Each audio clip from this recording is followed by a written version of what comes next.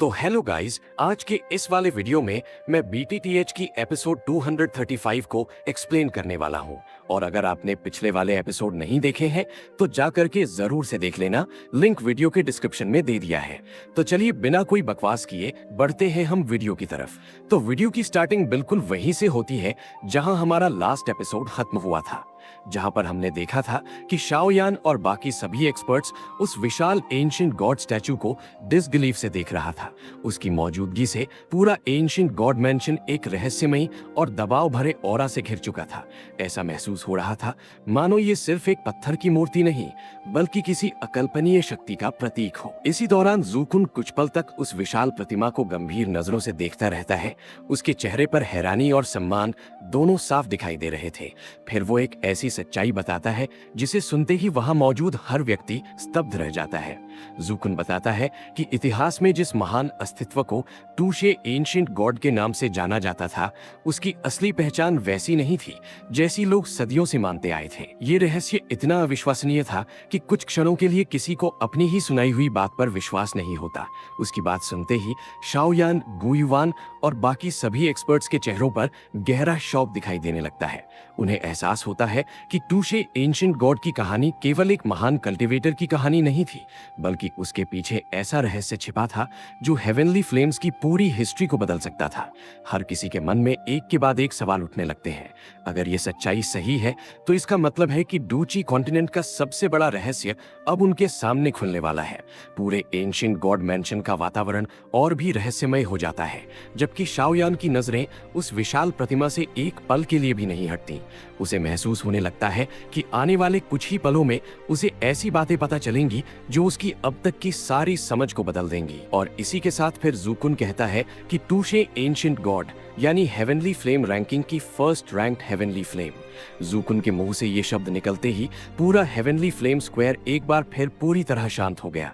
वहां मौजूद हर इंसान के चेहरे का एक्सप्रेशन पूरी तरह बदल चुका था, क्योंकि ये जानकारी इतनी ज्यादा चौंकाने वाली थी कि कोई भी तुरंत इस सच्चाई को स्वीकार नहीं कर पा रहा था। जूकुन भी सभी लोगों के दिलों में उठ रहे शौक को अच्छी तरह समझ रहा था, इसलिए उसने कुछ नहीं कहा। वो बस अपना सिर उठाकर सामने खड़ी उस विशाल स्टोन स्टैचू को देखता रहा। उसके चेहरे पर भी एक जटिल सा भाव था, क्योंकि शायद उसने भी कभी नहीं सोचा होगा कि पूरे डूची कॉन्टिनेंट का आखिरी डूडी न कोई इंसान था और न ही कोई मैजिकल बीस्ट, बल्कि इस दुनिया में जन्मी एक हेवनली फ्लेम थी। तभी उस गहरे सन्नाटे के बीच किसी ने जोर से लार निकली। उस आवाज के साथ बाकी सभी लोग भी धीरे धीरे अपने होश में लौटने लगे। सभी ने एक दूसरे की तरफ देखा, लेकिन उनकी आंखों में अब भी अविश्वास साफ दिखाई दे रहा था। तभी गुयुआन ने गहरी सांस लेकर जूकुन की तरफ देखा और कहा, ब्रदर जूकुन, क्या जो कुछ तुमने कहा वो सच है? इस समय शौक की वजह से उसकी हमेशा वाली शांति भी टूट चुकी थी। जूकुन हल्का सा हंसा और बोला, अगर उम्र के हिसाब से देखा जाए तो तुम सब मेरे पोते की पीढ़ी के बराबर हो। पूरे कॉन्टिनेंट में मुझसे ज्यादा इन एंशिएंट सीक्रेट्स को और कौन जान सकता है? उसकी बात सुनकर सभी लोग कड़वी मुस्कान के साथ हंस पड़े, क्योंकि जूकुन के पास उनसे झूठ बोलने की कोई वजह नहीं थी। इसलिए शुरुआती शौक के बाद धीरे धीरे सभी के दिल इस अविश्वसनीय सच्चाई को स्वीकार करने लगे। तभी गुयुआन ने सबसे जरूरी बात पर वापस आते हुए कहा, लेकिन इसका उस बात से क्या संबंध है जो तुमने डूडी बनने के बारे में कही थी? टूशे एंशिएंट गॉड की ओरिजिन चाहे जो भी रही हो, इस समय सबसे जरूरी बात हुन टिएंडी का सामना करना है। जूकुन ने गंभीर आवाज में कहा, एंशिएंट गॉड मैंशन के अंदर दो सबसे कीमती चीजें थी। पहली वो डी टियर एम्ब्रियोनिक पिल जिसे हुन टिएंडी लेकर भाग गया, और दूसरी, इतना कहकर उसने कुछ पल रुककर सामने खड़ी 1,00,000 फीट ऊंची स्टोन स्टैचू को घूरा। फिर हर शब्द पर जोर देते हुए कहा, टूशे एंशिएंट गॉड द्वारा छोड़ी गई डी एसेंस। डी एसेंस का नाम सुनते ही वहां मौजूद हर इंसान का दिल कांप उठा। सभी के मुंह से अनजाने में यही शब्द निकला, डी एसेंस। जूकुन ने आगे कहा, इसे टूशे एंशिएंट गॉड की इनहेरिटेंस भी कहा जा सकता है, और यही एंशिएंट गॉड मैंशन की सबसे कीमती चीज है। इसके मुकाबले डी टियर मेडिसिनल पिल भी थोड़ी कम महत्वपूर्ण है। अगर हम इस डी एसेंस को हासिल कर लें तो हमारी तरफ से भी एक डूडी पैदा किया जा सकता है। उस समय अगर हुन टिएंडी डी टियर मेडिसिनल पिल की मदद से डूडी बन भी गया तो हमें उससे डरने की जरूरत नहीं होगी। जूकुन की बात खत्म होते ही वहां मौजूद सभी लोगों की आंखें अचानक चमक उठी। उन्हें ऐसा लगा जैसे पूरी तरह अंधेरे में डूब जाने के बाद आखिरकार उम्मीद की एक किरण दिखाई दे गई हो। गुयुआन का चेहरा एक्साइटमेंट से भर गया और उसने तुरंत पूछा, डी एसेंस कहाँ है और हम टूशे एंशिएंट गॉड की इस इनहेरिटेंस को कैसे हासिल कर सकते हैं। लेकिन सवाल पूछते ही उसे एहसास हुआ कि उसकी बात गलत समझी जा सकती है। इसलिए उसने तुरंत कहा, ब्रदर जूकुन, कृपया मेरी बात का गलत मतलब मत निकालना। अगर आपने हमें इसके बारे में न बताया होता तो हमें कभी पता नहीं चलता। इस इनहेरिटेंस पर सबसे पहला अधिकार आपका है। हमारा मकसद सिर्फ हुन क्लैन को रोकना है। हम आपसे कुछ भी छीनना नहीं चाहते। गु युआन अच्छी तरह जानता था कि अगर जूकुन की बात सच थी तो डी एसेंस इस पूरी दुनिया की सबसे अनमोल ट्रेजर थी। ऐसी ताकत को पाने की इच्छा किसी के भी दिल में आ सकती थी। इसलिए उसे डर था कि कहीं जूकुन ये न सोच ले कि वो भी डी एसेंस चाहता है। लेकिन जूकुन कड़वी हंसी हंसकर बोला, अगर मैं खुद डी एसेंस हासिल कर सकता तो क्या मैं इतनी आसानी से ये मौका किसी और को देता? मैं तो बहुत पहले ही इसे रिफाइन करके अब्सॉर्ब कर चुका होता। टूशे एंशिएंट गॉड की इनहेरिटेंस इतनी आसानी से नहीं मिलती। पिछले इतने दिनों से मैंने अपनी पूरी ताकत लगा दी, लेकिन मुझे कुछ भी हासिल नहीं हुआ। गो युआन कुछ पल के लिए चुप रह गया। फिर उसने पूछा, अगर ऐसा है तो डी एसेंस आखिर है कहाँ? जूकुन धीरे धीरे उस विशाल स्टोन स्टैचू के पास गया। उसने अपना हाथ स्टैचू पर रखा और कहा, डी एसेंस इसी स्टैचू के अंदर है, लेकिन कोई भी इसके अंदर प्रवेश नहीं कर सकता। यहाँ तक कि अगर मैं और गु युआन दोनों अपनी पूरी ताकत से एक साथ हमला करें तब भी इस स्टोन स्टैचू को तोड़ नहीं सकते। उसकी बात सुनते ही सभी लोग तुरंत स्टैचू के चारों तरफ इकट्ठा हो गए। उन्होंने हाथ लगाकर उसे महसूस किया, लेकिन वो बिल्कुल साधारण पत्थर जैसा ही लगा। चाहे जितना भी ध्यान से देखा जाए उसमें कोई खास बात महसूस नहीं हो रही थी। तभी लई यिंग आगे बढ़ा। उसने पहले स्टैचू को हाथ से छुआ, फिर बिना कुछ कहे पूरी ताकत से अपना मुक्का उस पर दे मारा। जोरदार धमाके की आवाज गूंज उठी, लेकिन अगले ही पल शाओयान और बाकी सभी लोग हैरान रह गए, क्योंकि स्टैचू को कुछ भी नहीं हुआ। उल्टा लई यिंग हजारों फीट दूर जाकर उड़ा और बड़ी मुश्किल से खुद को संभाल पाया। ये देखकर सभी लोगों का शक पूरी तरह खत्म हो गया। लई यिंग का पेक पंच पहाड़ों को चकनाचूर कर सकता था, लेकिन इस स्टोन स्टैचू पर खरोंच तक नहीं आई, बल्कि वही पीछे उड़ गया। गु युआन की आंखों में चमक आई और उसने कहा, इस स्टोन स्टैचू की रक्षा खुद डी एसेंस कर रही है, इसलिए हम इसकी असली खासियत एंशिएंट गॉड मैंशन के अंदर भी महसूस नहीं कर पाए थे। जूकुन ने सिर हिलाकर कहा, बिल्कुल, डी एसेंस इसके अंदर छिपी हुई है, लेकिन हम इस पत्थर को तोड़कर उसे निकाल ही नहीं पा रहे। गु युआन ने भौहें सिकोड़ते हुए कहा, जरूर इसे खोलने का कोई खास तरीका होगा। जूकुन ने कुछ देर सोचने के बाद कहा, शायद, लेकिन एक और बात है, डी एसेंस ऐसी चीज नहीं है जिसे कोई भी आसानी से अब्सॉर्ब कर सके। अगर जरा सी भी गलती हुई तो इसका बैकलैश लाकीनता हो सकता है। और क्योंकि टूशे एंशिएंट गॉड खुद एक हेवनली फ्लेम था, इसलिए जो इंसान हेवनली फ्लेम्स के सबसे ज्यादा करीब होगा उसे इसका रिजेक्शन सबसे कम झेलना पड़ेगा। उसकी ये बात सुनते ही वहां मौजूद सभी लोगों की नजरें एक साथ शाओयान की तरफ मुड़ गईं, क्योंकि हेवनली फ्लेम्स से सबसे गहरा संबंध अगर किसी का था तो वो शाओयान ही था। गु युआन ने शाओयान की तरफ देखते हुए तुरंत कहा, शाओयान सबसे सही कैंडिडेट है। उसके पास प्यूरिफाइंग डेमोनिक फ्लेम है और वो फ्लेम स्पिरिट भी बना चुकी है, इसलिए डी एसेंस को एक्सेप्ट करने का सबसे ज्यादा चांस शाओयान का है। अचानक पूरी बातचीत अपने ऊपर आ जाने से शाओयान थोड़ा चौंक गया। उसने हल्की सी कड़वी मुस्कान के साथ कहा, मुझे लगता है कि पहले इस स्टोन स्टैचू के अंदर से डी एसेंस निकालने का तरीका ढूंढ लेना चाहिए, उसके बाद ही आगे की बात करना ठीक रहेगा।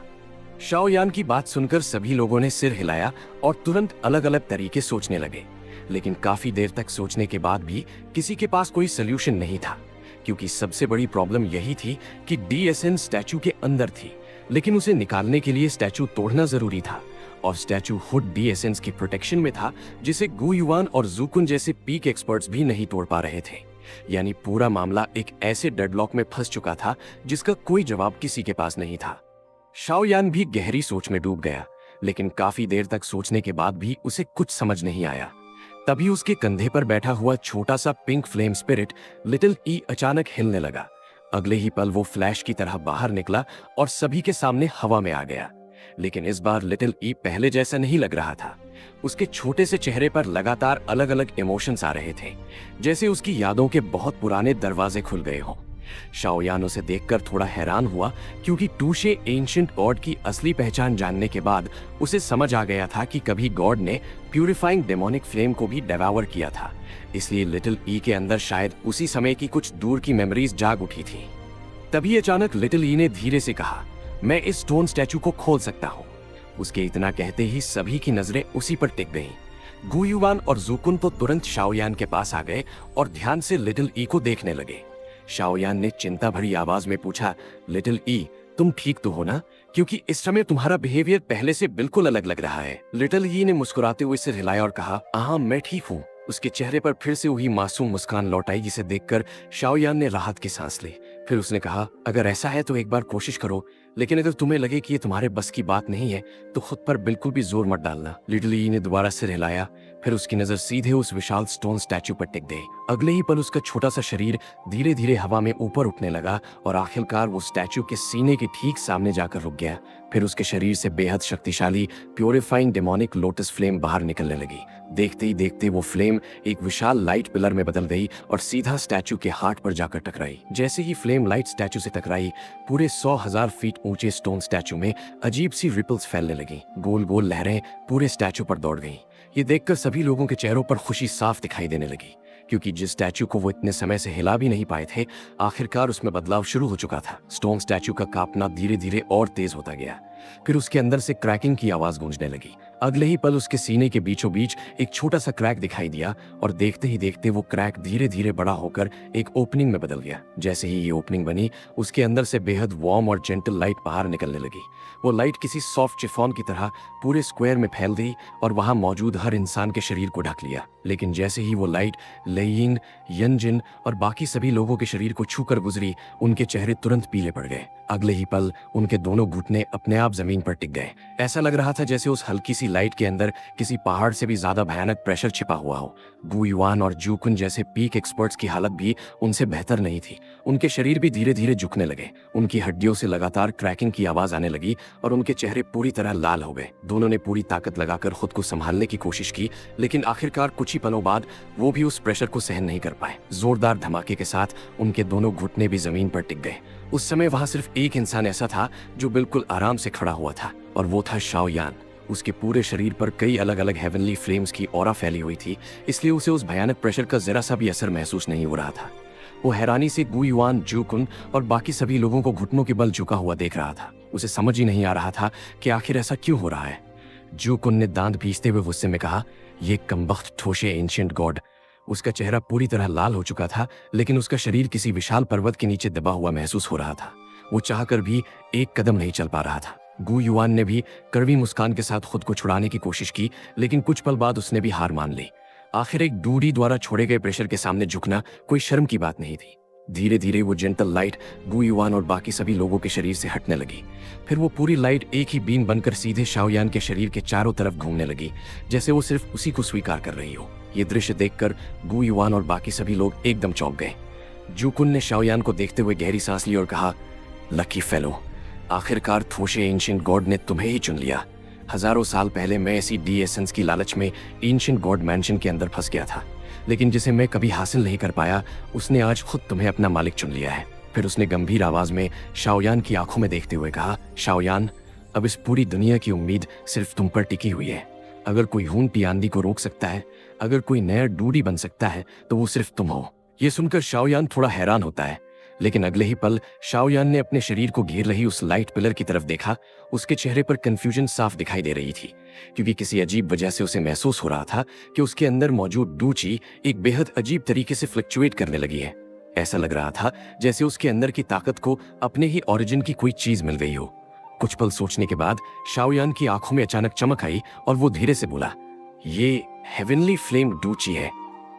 तभी उसे सब समझ आ गया। फ्लेम मंत्रा की मदद से उसने इतने सारे हेवनली फ्लेम्स को अब्सॉर्ब किया था कि उसकी डूची भी हेवनली फ्लेम की नेचर की बन चुकी थी, और थोशी एंशिएंट गॉड खुद एक हेवनली फ्लेम था। इसलिए दोनों की पावर एक दूसरे को पहचान रही थी। गु युआन ने शाओयान के चारों तरफ घूमती उस लाइट पिलर को देखा और गहरी सांस लेकर कहा, शाओयान, लगता है थोशे एंशिएंट गॉड के इनहेरिटेंस ने तुम्हें अपना सक्सेसर चुन लिया है। गु युआन जैसे शांत इंसान की आंखों में भी हल्की सी उदासी दिखाई दे रही थी, क्योंकि हजारों सालों से वो भी डूडी बनने का सपना देखता आया था। लेकिन उसने अच्छी तरह समझ लिया था कि एंशिएंट गॉड की इनहेरिटेंस किसी की ताकत या इच्छा से नहीं मिलती, वो खुद अपना सक्सेसर चुनती है। और अभी कुछ देर पहले उस लाइट ने साफ बता दिया था कि वहां मौजूद बाकी सभी लोग रिजेक्ट हो चुके हैं। फिर भी गु युआन के दिल में कोई जलन नहीं थी, क्योंकि शाओयान उसका होने वाला सन इन लॉ था। इसलिए अगर शाओयान डूडी बनता है तो उसे ये मंजूर था। गु युआन की बात सुनते ही वहां मौजूद सभी लोग शाओयान की तरफ देखने लगे। उनके चेहरों पर थोड़ी एनवी जरूर थी, लेकिन उससे कहीं ज्यादा खुशी थी, क्योंकि चाहे गॉड ने किसी को भी चुना हो, अब कम से कम हुन टियांगे में सामना करने की एक उम्मीद तो बची हुई थी। जू कुन ने गहरी सांस लेकर कहा, किस्मत नाम की चीज सच में इंसान को हैरान कर देती है। फिर उसने शाओयान की तरफ देखकर कहा, अब जब एंशिएंट गॉड की इनहेरिटेंस ने तुम्हें चुन ही लिया है तो इसे एक्सेप्ट कर लो। अगर तुम हुन टियांदी से पहले डूडी बन गए तो ये पूरी डिजास्टर अपने आप खत्म हो जाएगी। शाओयान कुछ पल तक चुप रहा, फिर उसने धीरे से सिर हिला दिया। उसे अच्छी तरह पता था कि अगर हुन टियांदी डी टियर मेडिकल पिल का फाइनल स्टेप पूरा कर लेता है तो अलायंस का अंत तय है। हुन क्लैन किसी पर भी दया नहीं करेगा, वो पूरे क्लैंस का नामो निशान मिटा देगा। शाओयान ने दोनों हाथ जोड़कर सभी लोगों की तरफ देखा और गंभीर आवाज में कहा, आप सब निश्चिंत रहिए, मैं शाओयान अपनी पूरी जान लगा दूंगा, मैं किसी भी कीमत पर फेल नहीं हो सकता। यंजिन हंसते हुए बोला, हुन क्लैन और हुन टियांदी को रोकने की जिम्मेदारी हमारी है। हम पूरी कोशिश करेंगे कि तुम अपने क्लोज डोर कल्टीवेशन से बाहर आने तक उन्हें रोके रखें। तभी शाओयान कुछ सोचकर बोला, मैं इस पूरे हेवनली फ्लेम स्क्वायर और स्टोन स्टैचू को हेवनली टूम के अंदर ले जाना चाहता हूँ। वहाँ टाइम बाहर की दुनिया से स्लो चलता है, शायद मुझे वहाँ कुछ एक्स्ट्रा टाइम मिल जाए। उसकी बात सुनकर गु युआन ने तुरंत सिर हिलाया और कहा, ये बहुत अच्छा आइडिया है। हेवनली टूम के अंदर समय की गति अलग है, वहाँ तुम्हें बाकी दुनिया से ज्यादा समय मिलेगा। अब एक पल भी बर्बाद करने का वक्त नहीं है। शाओयान ने फैसला लेते ही बिना एक पल गंवाए अपना हाथ फहराया। अगले ही पल आसमान में एक विशाल स्पेशल क्रैक खुल गई। फिर हेवनली फ्लेम स्क्वायर और उस पर मौजूद 100,000 फीट ऊंचा स्टोन स्टैचू धीरे धीरे उसी क्रैक के अंदर समाने लगे और कुछ ही सेकंड में पूरी तरह गायब हो गए। उसके बाद शाओयान ने अपनी उंगली हल्के से हिलाई और एक स्पिरिचुअल जेड पीस निकालकर गु युआन की तरफ भेजते हुए कहा, अंकल गु, अगर कभी ऐसी स्थिति आ जाए कि अलायंस अब और लड़ने की हालत में ना रहे तो इस जेड पीस को तुरंत तोड़ दीजिएगा। मैं उसी पल अपनी कल्टीवेशन छोड़कर बाहर आ जाऊंगा। गु युआन ने जेड पीस को संभाल कर अपने पास रख लिया और गंभीरता से सिर हिलाया, क्योंकि उसे भी पता था कि ऐसा समय कभी भी आ सकता है। फिर उसने धीरे से कहा, मैं शुअर और बाकी सभी लोगों को इस बारे में बता दूंगा। इसके बाद उसने शाओयान की आंखों में देखते हुए भारी आवाज में कहा, अब सब कुछ तुम्हारे ऊपर है। ले यिंग, यंजिन और बाकी सभी एक्सपर्ट्स के चेहरे भी पूरी तरह गंभीर हो चुके थे। उन्होंने एक साथ दोनों हाथ जोड़कर शाओयान की तरफ सम्मान से झुकते हुए कहा, अगर तुम सफल हुए तो पूरी सिचुएशन बदल जाएगी, लेकिन अगर तुम फेल हुए तो यहाँ मौजूद हम में से शायद ही कोई जिंदा बचेगा। शाओयान ने उन सभी गंभीर चेहरों को देखा और गहरी सांस ली। उसके दिल पर किसी विशाल पहाड़ जैसा बोझ आ चुका था। उसने अभी कुछ समय पहले ही अपने पिता को बचाया था, लेकिन अब पूरी डूची कॉन्टिनेंट की किस्मत उसके कंधों पर आ गई थी। इस बार हारने का मतलब सिर्फ उसकी हार नहीं था, बल्कि पूरी दुनिया का अंत था। शाओयान ने धीरे से सभी लोगों को प्रणाम किया, फिर उसने अपना सिर उठाकर दूर आसमान की तरफ देखा। वहां वो विशाल लाइट कॉर्डन अब भी पूरी सेंट्रल प्लेन्स के ऊपर फैला हुआ था। उसके बिल्कुल बीच में ब्लड सी लहरा रही थी और उस ब्लड सी के अंदर धुंधली सी एक ह्यूमन फिगर बैठी दिखाई दे रही थी। शाओयान की आंखें सीधे उसी फिगर पर टिक गईं और उसने मन ही मन कहा, हुन तियांदी, अब देखते हैं हम दोनों में से डो दी के उस स्टेज तक सबसे पहले कौन पहुंचता है। ये सोचते ही शाओयान बिना पीछे देखे मुड़ा और धीरे धीरे उस बंद होती हुई स्पेशल क्रैक के अंदर चला गया। अगले ही पल क्रैक पूरी तरह बंद हो गई और शाओयान सबकी नजरों से गायब हो गया। गु युआन और बाकी सभी लोग काफी देर तक उसी जगह खड़े रहे जहां शाओयान गायब हुआ था। उनके हाथ अनजाने में कसकर बंध गए थे, क्योंकि अब आने वाला हर दिन उनकी सहन शक्ति की परीक्षा लेने वाला था। गु युआन ने मन ही मन प्रार्थना की, बस इतनी उम्मीद है कि हम शाओयान के वापस आने तक टिके रहे। इसके बाद वो तेजी से मेन हॉल की तरफ लौट गया। बाकी सभी एक्सपर्ट्स भी उसके पीछे चल पड़े। कुछ ही देर में लगातार ऑर्डर्स जारी होने लगे और पूरी अलायंस आर्मी युद्ध की तैयारी में पूरी तरह एक्टिव हो गई। दूसरी तरफ दूर आसमान में फैला ब्लड सी लगातार और विशाल होता जा रहा था। पूरी हवा में खून की तेज गंध भर चुकी थी और अनगिनत एनर्जी स्ट्रीम्स चारों दिशाओं से उड़कर उसी ब्लड सी के बीचों बीच इकट्ठी हो रही थी। उस विशाल ब्लड सी के बिल्कुल बीच में एक ब्लड लोटस तैर रहा था और उसके ऊपर बिखरे हुए बालों वाला हुन तियांदी आंखें बंद करके बैठा था। चारों तरफ से सेंट्रल प्लेन्स की एंडलेस एनर्जी लगातार उसकी तरफ खिंचती चली आ रही थी, फिर बिना रुके उसके शरीर के अंदर समा रही थी। उसका शरीर किसी बॉटमलेस पिट की तरह बन चुका था। इतनी भयानक एनर्जी कि अगर किसी पीक डो शेंग के शरीर में भर दी जाए तो वो तुरंत फट जाए, लेकिन हुन तियांदी बिना किसी परेशानी के उसे लगातार एब्जॉर्ब करता जा रहा था। तभी अचानक उसकी बंद आंखें धीरे धीरे खुल गईं। उसकी दोनों आंखें पूरी तरह ब्लड रेड हो चुकी थी। उन्हें देखकर किसी के भी शरीर में सिहरन दौड़ जाए। उसने हल्का सा भौं से कोड़ते हुए कहा, ये कैसी रिपल थी? अभी कुछ पल पहले उसे एक अजीब सा एहसास हुआ था, जैसे कोई ऐसी ताकत पैदा हुई हो जो उसके लिए खतरा बन सकती थी। लेकिन जब उसने ध्यान से उसे महसूस करना चाहा, तब तक वो फीलिंग पूरी तरह गायब हो चुकी थी। हुन तियांदी कुछ पल चुप रहा, फिर धीरे से बोला, क्या मुझे सिर्फ वहम हुआ था? उसने पूरे सेंट्रल प्लेन्स को कवर कर रहे उस विशाल फॉर्मेशन की तरफ महसूस किया। हालांकि उसने डी टियर एम्ब्रियोनिक पिल के साथ इनिशियल फ्यूजन कर लिया था, लेकिन इतने बड़े फॉर्मेशन को कंट्रोल करना उसके लिए भी आसान नहीं था। अगर हुन क्लैन की हजारों साल की जमा की हुई फाउंडेशन इस फॉर्मेशन को सपोर्ट ना कर रही होती, तो शायद ये कब का टूट चुका होता। इसी वजह से वो अपना पूरा ध्यान पिल रिफाइनमेंट पर लगाए हुए था और सेंट्रल प्लेन्स में हो रहे छोटे मोटे बदलावों को महसूस करने की हालत में नहीं था। तभी उसके पीछे स्पेस में हल्का सा डिस्टर्बेंस हुआ और निहिलिटी डिवोरिंग फ्लेम वहां प्रकट हो गया। हुन तियांदी ने पीछे मुड़े बिना ही शांत आवाज में पूछा, क्लैन की क्या स्थिति है? निहिलिटी डिवोरिंग फ्लेम ने ठंडी आवाज में जवाब दिया, अब तक 10 लाख से ज्यादा डिसेंडेंट सिटीजन्स को ब्लड पूल में डाला जा चुका है, लेकिन फिर भी फॉर्मेशन को मेंटेन करने के लिए एनर्जी अभी भी कम पड़ रही है। उसकी बात सुनकर हुन तियांदी की आवाज में जरा भी इमोशन नहीं आया। उसने बिल्कुल ठंडे लहजे में कहा, लिंग क्लैन, सी क्लैन और याओ क्लैन के जितने भी डिसेंडेंट्स हमने कैप्चर किए हैं, उन सबको ब्लड पूल में फेंक दो। अगर उसके बाद भी एनर्जी कम पड़े तो अपने हुन क्लैन के डिसेंडेंट सिटीजन्स को भी ब्लड पूल में डाल देना। मुझे किसी भी कीमत पर इस डी टियर मेडिसिनल पिल का फाइनल स्टेप पूरा करना है। हुन तियांदी के मुंह से ये शब्द सुनते ही निहिलिटी डिवोरिंग फ्लेम भी कुछ पल के लिए चौंक गया। उसने अविश्वास से पूछा, क्या हमारे अपने क्लैन के डिसेंडेंट्स भी? अगर ऐसा हुआ तो क्लैन के एल्डर्स इसका विरोध करेंगे। लेकिन हुन तियांदी के चेहरे पर सिर्फ एक ठंडी मुस्कान आई। उसने बेहद शांत आवाज में कहा, जो भी विरोध करे उसके साथ क्या करना है ये तुम्हें अच्छी तरह पता है। फिर उसने अपनी ब्लड रेड आईज से निहिलिटी डिवोरिंग फ्लेम की तरफ देखते हुए कहा, याद रखो, डो दी बनने के लिए मैं किसी भी कीमत को एक्सेप्ट कर सकता हूँ, किसी भी कीमत को। हुन तियांदी ने ठंडी आवाज में आगे कहा, अगर मैं फेल हो गया तो पूरा हुन क्लैन खत्म हो जाएगा। उस समय सिर्फ हुन क्लैन ही नहीं, बल्कि तुम्हारे लिए भी इस दुनिया में बच निकलना नामुमकिन होगा। निहिलिटी डिवोरिंग फ्लेम की आंखों के अंदर काली लपटें धीरे धीरे जलने लगी। उसके चेहरे पर कई तरह के भाव आए, लेकिन आखिरकार उसने धीरे से सिर झुका दिया। हुन तियांदी हल्का सा मुस्कुराया और बोला, चिंता मत करो, जब मैं डोदी बन जाऊंगा तब मैं तुम्हें भी उस लेवल तक पहुंचाने का तरीका ढूंढूंगा, लेकिन उससे पहले तुम्हें अपना काम पूरी तरह निभाना होगा। निहिलिटी डिवोरिंग फ्लेम ने बिना कुछ कहे सिर हिलाते हुए बोला, समझ गया, जैसा आप कहेंगे वैसा ही होगा। इतना कहकर उसका शरीर ब्लैक फ्लेम में बदल गया और अगले ही पल वो ब्लड सी से गायब हो गया। हुन तियांदी ने उसे जाते हुए देखा और संतुष्टि से मुस्कुराया, लेकिन उसकी ब्लड रेड आईज के अंदर एक बेहद अजीब और ठंडी चमक उभरी आई। हुन क्लैन हजारों सालों से निहिलिटी डिवोरिंग फ्लेम की वजह से ही इतनी ताकतवर बनी हुई थी।